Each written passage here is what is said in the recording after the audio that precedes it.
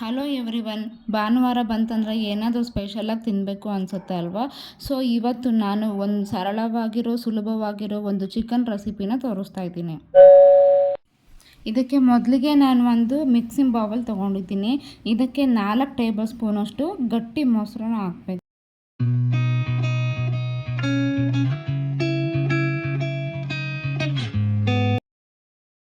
ಈಗ 1/4 ಟೀ ಸ್ಪೂನಷ್ಟು ಅರಿಶಿಣದ ಪುಡಿ ಹಾಕ್ತಾಯಿದ್ದೀನಿ. 4 ಟೇಬಲ್ ಸ್ಪೂನಷ್ಟು ಕಾಶ್ಮೀರಿ ಚಿಲ್ಲಿ ಪೌಡರ್, ಅರ್ಧ ಟೇಬಲ್ ಸ್ಪೂನಷ್ಟು ಜೀರಾ ಪೌಡರ್,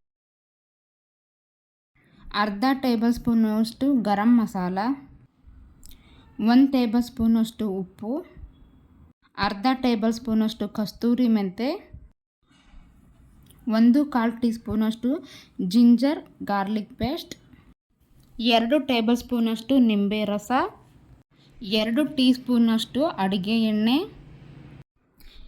ಎಲ್ಲ ಇಂಗ್ರೀಡಿಯೆಂಟ್ಸು ಹಾಕಿದ್ಮೇಲೆ ಇದನ್ನು ಚೆನ್ನಾಗಿ ಮಿಕ್ಸ್ ಮಾಡ್ಕೊಳ್ಬೇಕು. ನಂತರ ಇದಕ್ಕೆ ನಾನು ಚೆನ್ನಾಗಿ ವಾಶ್ ಮಾಡಿ ಇಟ್ಕೊಂಡಿರೋ ಅರ್ಧ kg ಅಷ್ಟು ಚಿಕನ್ನ ಹಾಕ್ತಾಯಿದ್ದೀನಿ.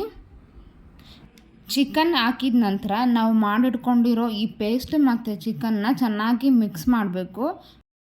ನೋಡಿ ಫ್ರೆಂಡ್ಸ್, ಇದನ್ನು ಮಾಡೋದು ತುಂಬಾ ಸುಲಭ. ಮನೆಯಲ್ಲಿ ಮಾಡಿಕೊಡೋರು ಯಾರೂ ಇಲ್ಲ ಅಂತಂದ್ರೂ ಗಂಡು ಮಕ್ಕಳು ತಾವೇ ಆರಾಮಾಗಿ ಮಾಡ್ಕೊಳ್ಬೋದು.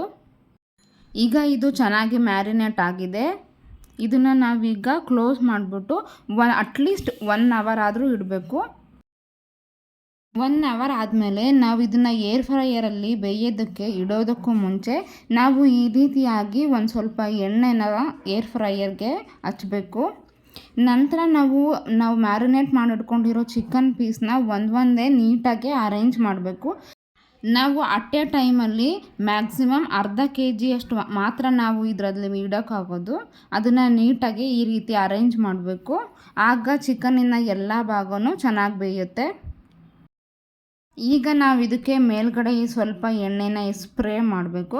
ಈಗ ನಾನು ಚಿಕನ್ ಬೇಯೋದಕ್ಕೆ ಇಡ್ತಾ ಇದ್ದೀನಿ. ನಾವು ಸೆಟ್ ಮಾಡಬೇಕಾಗಿರೋ ಟೆಂಪರೇಚರ್ 180 ಡಿಗ್ರಿ ಸೆಲ್ಸಿಯಸ್ ಮತ್ತು ಟೈಮ್ ಬಂದ್ಬಿಟ್ಟು 20 ಮಿನಿಟ್ಸ್.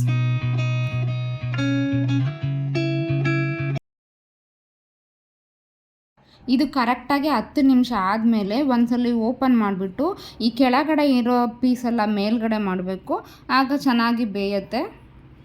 ಈ ಮಧ್ಯದಲ್ಲಿ ನಾನು ಸ್ವಲ್ಪ ಕರಿಬೇವನ್ನ ಕೂಡ ಆ್ಯಡ್ ಮಾಡಿದ್ದೆ. ಆಗ ಫ್ಲೇವರು ತುಂಬ ಚೆನ್ನಾಗಿರುತ್ತೆ. ನೋಡಿ, 20 ನಿಮಿಷ ಆಗಿದೆ. ಚಿಕನ್ನು ಎಷ್ಟು ಕ್ರಿಪ್ಸಿಯಾಗಿ ಎಷ್ಟು ಚೆನ್ನಾಗಿ ಬೆಂದಿದೆ. ಇದ್ರ ಮುಂದೆ ಯಾವ ಹೋಟೆಲ್ ಚಿಕನ್ನು ಬೇಡ ಅನಿಸುತ್ತೆ, ಅಷ್ಟು ರುಚಿಯಾಗಿರುತ್ತೆ. ನೀವು ಒಮ್ಮೆ ಇದನ್ನು ಟ್ರೈ ಮಾಡಿ. Thank you. ಇವತ್ತಿನ ಕಿಚನ್ ಟಿಪ್ಸ್: ಶುಂಠಿ ಬೆಳ್ಳುಳ್ಳಿ ಪೇಸ್ಟ್ ಮಾಡುವ ವಿಧಾನ. 2 ಕಪ್ ಬೆಳ್ಳುಳ್ಳಿ, 1 ಕಪ್ ಶುಂಠಿ, ಜೊತೆಗೆ 1 tea spoon vinegar, 1 tea spoon ಅಡುಗೆ ಎಣ್ಣೆ, ಚಿಟಿಕೆ ಉಪ್ಪು, ಚಿಟಿಕೆ ಅರಿಶಿನ ಪುಡಿ ಬೆರೆಸಿ ಪೇಸ್ಟ್ ಮಾಡುವುದರಿಂದ ಬಹಳ ದಿನಗಳವರೆಗೂ ಸ್ಟೋರ್ ಮಾಡಬಹುದು.